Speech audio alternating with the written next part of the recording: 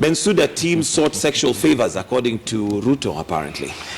Ruto, being the politician that he is, I think, trying to milk everything out of the ICC. Mm-hmm. It could be true, it could be not true.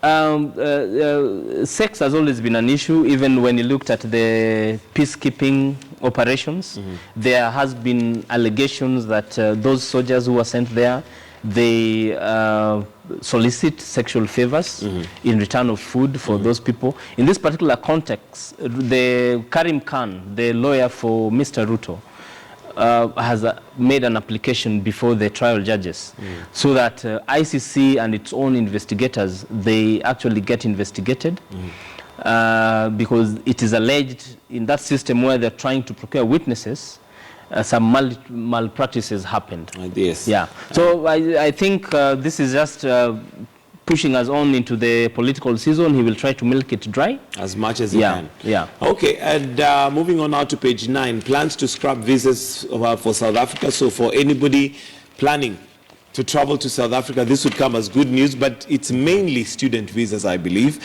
that you can get for the length of period that you would want to stay there. And also for those transiting through South Africa, you would not need a transit visa as it was before.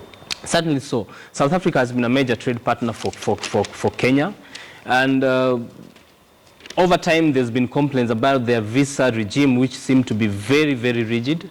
It's good news if they are relaxing it a little bit, even if it's for students. I think it's a reciprocal move. Yeah. Great. Page 14, and the controversial Robert Alai is seeking to stop charges of demeaning President Uhuru. And of course, this is a move that we are waiting to see how it's going to go. Yeah, all in the name of press freedom. I think he's moved to the Constitutional Court. So that's Section 132 of the Penal Code, which says that if anyone is found guilty of publishing any words calculated to bring into contempt the authority of a public officer, he or she is liable to imprisonment. Certainly so, this is an example of the criminal libel laws that I told you about. So he's actually seeking for a constitutional interpretation of that. Good move.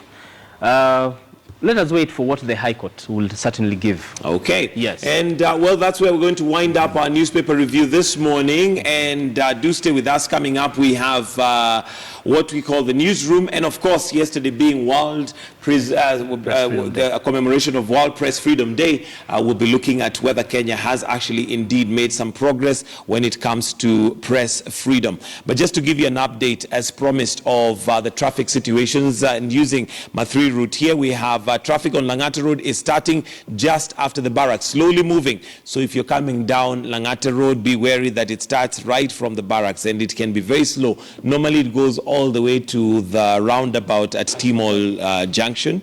Waiyaki Way to James Gishoro on Riverside, the drive is smooth.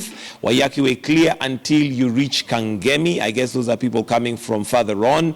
And there's somebody says jam starting from Syokimau heading towards town. Hold your peace and keep calm. So if you're on Mombasa Road, just know that you'll need your patience pill. Basically to take it. And finally, Donholm Wanalalia Kazi taking over an hour to clear a small accident. So there you go. There's what I call the steering committee, and we seem to have very many of those in Kenya, where when there's an accident, there's literally slow down and stop just to stare. Just to stare and I've never watch. quite got